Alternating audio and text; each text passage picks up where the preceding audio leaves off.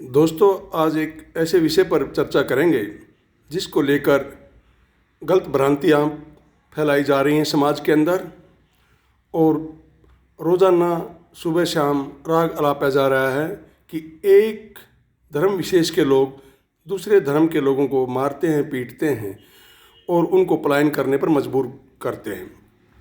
मैं बात कर रहा हूँ उत्तर प्रदेश के कैराना शहर की, जो शामली ज़िले के अंतर्गत आता है, और वहाँ से विधायक हैं पिछली 2 प्लान से नाहिद हसन, जो ऑस्ट्रेलिया से पढ़कर आए हैं और 2 बार लगातार विधायक चुने गए हैं।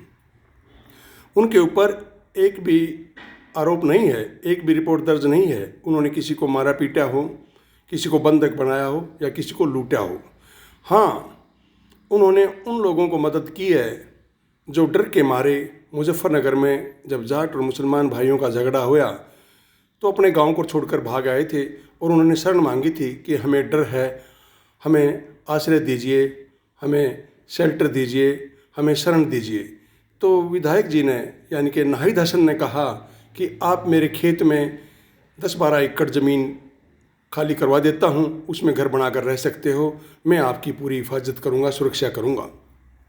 और उन्होंने उनके लिए सुबह शाम नमाज अदा करने के लिए जो मस्जिद बनवाई वो अपनी जेब से बनवाई, और अपनी ज़मीन उनको हमेशा के लिए दान कर दी कि आप मेरे खेत में रहिए। तो अब इसको हैवान कहेंगे या महान कहेंगे? इस विधायक को इंसान कहेंगे या हैवान कहेंगे? अच्छा कहेंगे या बुरा कहेंगे? मेरे ख्याल में जो पीड़ित की, शोषित की, डरे हुए की, भागे हुए की, गरीब की, कमज़ोर की मदद करे वो महान होता है। और इन्होंने ऐसा ही किया, और सभी ने करना चाहिए। जब कोई दुखी आदमी, कोई पीड़ित आदमी, गरीब लाचार आदमी किसी के पास आता है तो उन्होंने उनकी मदद करनी चाहिए। अब बात आते हैं कि बार बार दिखाते हैं कि वहाँ से पलायन हो रहा है। आज तक एक भी हरिजन का, एक भी छोटी जाति वाले दलित समाज का इंटरव्यू नहीं दिखाया है कि उन्होंने पलायन किया है। 2-4 बनियों के इंटरव्यू दिखाते हैं कि उन्होंने वहाँ से पलायन किया है और अपने घरों के बाहर लिख दिया है कि हमारा घर, ये मकान बिकाऊ है। देखिए, जहाँ दबंगई होती है, जहाँ गुंडागर्दी होती है, जहाँ बदमाशी होती है, वहाँ कोई अपनी प्रॉपर्टी को बेच नहीं सकता, क्योंकि गुंडा, बदमाश, दबंग आदमी उस प्रॉपर्टी को कब्जा लेगा तो उसको बाहर कौन प्लेट लगाएगा कि ये बोर्ड लगाएगा कि ये बिकाऊ है? वो बदमाश आदमी उस प्लेट को फेंक देगा और लिख देगा इस प्रॉपर्टी को ना छेड़े, ये मेरी है। एक तो ये सिद्ध होता है कि जब लिख सकते हैं हम अपनी संपत्ति पे कि बिकाऊ है, तो इसका मतलब वहाँ पर शांति है, लॉ एंड ऑर्डर फॉलो हो रहा है। दूसरी बात, हिंदुस्तान का एक भी गांव ऐसा नहीं होगा जिसमें से 2-4-5 बनियों ने पलायन ना किया हो। अपने व्यापार की तलाश में, अपने काम धंधे की तलाश में वो लोग शहरों में चले गए, और जो उनके गांव में मकान थे उन्होंने लाजमी है बेचने ही थे, और उनके बाहर लिखना ही था कि ये बिकाऊ है। 1 या 2 मकानों का बार बार दिखाना पिछले 5 साल से कि ये देखिए लिख रखा मकान बिकाऊ है। अरे बिकाऊ मकान के बाहर क्या लिखा जाएगा? बिकाऊ ही लिखा जाएगा। हर शहर के अंदर को सैकड़ों प्रॉपर्टियों के बाहर बोर्ड लगे रहते हैं कि ये संपत्ति बिकाऊ है, तो इसका मतलब वहाँ पर डर है, वहाँ से पलायन हो रहा है, वहाँ पर गुंडागर्दी है। ये सोचने की बात है। अगर आते हैं हत्या, मर्डर की बात, तो मैं सोनीपत शहर में रहता हूँ। सोनीपत में 1 साल में करीब 500 कत्ल होते हैं। तो यहाँ के बारे में तो कभी लिखा नहीं गया कि यहाँ इतने मर्डर हो रहे हैं, यहाँ से लोग पलायन कर रहे हैं, जबकि उत्तर प्रदेश के हजारों आदमी सोनीपत में आकर बस गए हैं, बिहार के लाखों आदमी दिल्ली में आकर बस गए हैं, राजस्थान के आदमी बंगाल में बस गए हैं, बंगाल के आदमी गुजरात में बस गए हैं। तो काम धंधे की तलाश में आदमी जाता है तो अपनी संपत्ति को बेच देता है या किराए पर दे देता है। तो इसमें यह कहना कि पलायन कर गए हैं, गुंडागर्दी है, 2-3 बनियों का इंटरव्यू बार बार दिखाया गया है कैराना से कि इन्होंने पलायन किया है, वो काम की तलाश में गए हैं। कुछ उन्होंने तो यहाँ तक कहा कि अब हम अपना काम धंधा अच्छे से कर रहे हैं। अरे जिस शहर में गुंडागर्दी हो, बदमाशी हो, कत्ल हो रहे हों, सरेआम लूट रहा हो वहाँ पे कोई आदमी किसी को, तो कमाल की बात है, फिर वहाँ धंधा कैसे कर सकते हैं? सरकार थोड़ी 24 घंटे वहाँ खड़ी रहेगी। ये सोचने की बात है। इंटरव्यू बनियों का दिखाया जाता है, 2-3 परिवारों का दिखाया जाता है, और 2-3 घरों के बाहर टंगी प्लेट दिखाई जाती है। अगर यहाँ से देखिए सब संपत्तियाँ बिकाऊ हैं, और मीडिया में बिके हुए मैं तो पता नहीं कैसे उनको जर्नलिस्ट मानते हैं, वो पत्रकार हैं भी कि नहीं है। वो चिल्लाते हैं, देखियो ये लिखा हुआ है, बिका हुआ है। अरे जहाँ गुंडागर्दी बदमाश होती है वहाँ बाहर बोर्ड लग जाता है कि ये संपत्ति मेरी है, कोई इसकी तरफ आँख उठा कर ना देखे।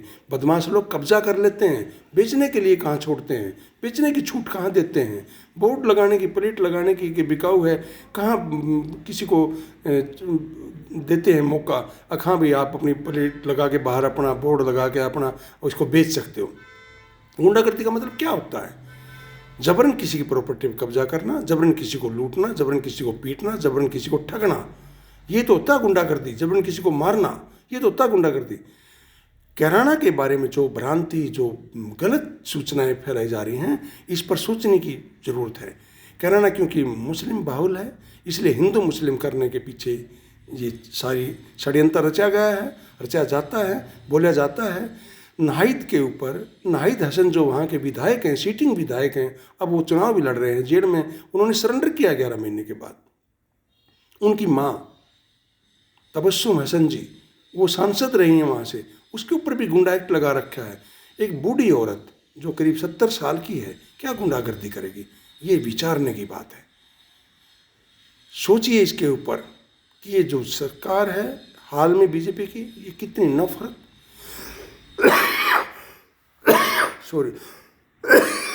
कितनी कटुता हमारे अंदर परोस रही है, बीजारोपण कर रही है नफरत का। आने वाली पीढ़ियाँ, आने वाली हमारी संतानें एक दूसरे से कितनी नफरत करेंगे और समाज में कितनी अराजकता की स्थिति पैदा हो जाएगी।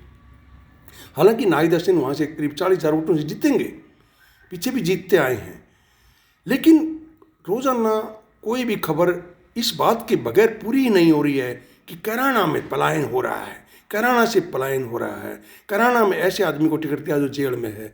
नाहिद हसन ऑस्ट्रेलिया से पढ़े हुए हैं, सनावर स्कूल से पढ़े हुए हैं, 31-32 साल टोटल उनकी उम्र है, 2 बार विधायक बन चुके हैं, 1 बार संसद का चुनाव भी लड़ चुके हैं। अब उनके खिलाफ कहीं ये रिपोर्ट दर्ज नहीं है कि उन्होंने किसी के साथ मारपीट करी, किसी का सामान लूटा, किसी प्रॉपर्टी पर कब्जा किया।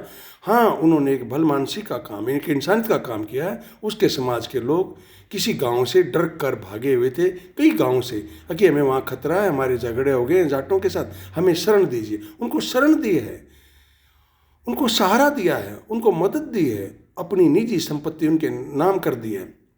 1-2 एकड़ नहीं, 5-6 एकड़ नहीं, 12 एकड़, और उनके लिए मस्जिद बनवा दी है। तो उस महान आदमी की तो प्रशंसा होनी चाहिए, उसको तो पुरस्कार देना चाहिए। और ये कह रहे हैं कि नहीं नहीं नहीं, यहाँ दबंगई चलती है, यहाँ पलायन कर गए हैं। 2 बनियों के इंट्रो के सिवाय कोई इंट्रो आज तक नहीं दिखाया गया। किसी दलित को, किसी गरीब को, किसी हिंदू को, बनियों को छोड़कर नहीं दिखाया गया कि वो वहाँ से आ गए हैं जी, हमारी ज़मीन तो वहाँ कब्जा ली है, हमारा मकान तो कब्जा लिया है, और हमारे को लूटा है, पीटा है, देखो ये हमारे ऊपर जख्म है। पानीपत से, जो हरियाणा का शहर है, रोज़ाना हज़ारों आदमी कैराना में सामान देने जाते हैं, कैराना से पानीपत में आते हैं। आपस में इतना बढ़िया भाईचारा है, कमाल है। हिंदुस्तान के सारे आदमी दुबई में काम करते हैं, शारजाह में काम करते हैं, कुवैत में काम करते हैं, वो हिंदू हैं, और वहाँ पर मुस्लिम रहते हैं। क्या संदेश जा रहा है बाहर? अगर मुस्लिमों को नफरत से देखा जा रहा है, तो कैराना के बारे में स्पष्ट हो जाना चाहिए कि कैराना के अंदर कोई दंगा फसाद नहीं है, कोई अराजकता नहीं है, कोई गुंडागर्दी नहीं है। ये सिर्फ मीडिया में परोसा जा रहा है। 2 मकानों के बाहर टंगी प्लेट को 50 बार मीडिया दिखा चुका। देखो लिख रखा है मकान बिकाऊ है। जहाँ बदमाशी होती है यहाँ प्लेट नहीं टंग सकती, मकान पर कब्जा हो जाता है। प्लेट कौन टांगेगा वहाँ पर? और उस प्रॉपर्टी को खरीदेगा कौन अगर बदमाश ने कब्जा रखी है? तो ये सोचने की बात है। तो प्लीज़ आप समझिए, समाज के अंदर जहर घोरने वाले कौन हैं और समाज को इकट्ठा रखने वाले कौन हैं। समाज को इकट्ठा रखने वाले किसान भाई हैं, जाट भाई हैं, कांग्रेस पार्टी है, समाजवादी पार्टी है, आरएलडी पार्टी है। और समाज में नफरत के बीज बोने वाली भाजपा जैसी निकम्मी, घटिया और जहरीली सोच वाली, जिनको सिर्फ सत्ता दिखती है, उसके सिवाय कुछ नहीं दिखता है। को पूछने वाला हो भाजपा के लोग क्या काम करते हैं? सारे आलीशान ऑफिसों में रहते हैं, बढ़िया कोठियों में रहते हैं, महंगी कारों में चलते हैं, क्या काम करते हैं वो? ये विचार करने की बात है। आप इस पर विचार करें प्लीज़। सुनी सुनाई बातों पर ध्यान ना दें, बातों को सुनकर आगे ना परोसें, बल्कि उन पर मंथन करके उन सुधार करें और अपने भाइयों को, अपने समाज को समझाएं और प्यार का माहौल पैदा करें। ये भाईचारा बना रहेगा तो देश आगे बढ़ेगा, समाज आगे बढ़ेगा। और नफरत होगी तो ना समाज बढ़ेगा, ना भाईचारा रहेगा और ना देश रहेगा। नमस्कार, जय हिंद, जय किसान।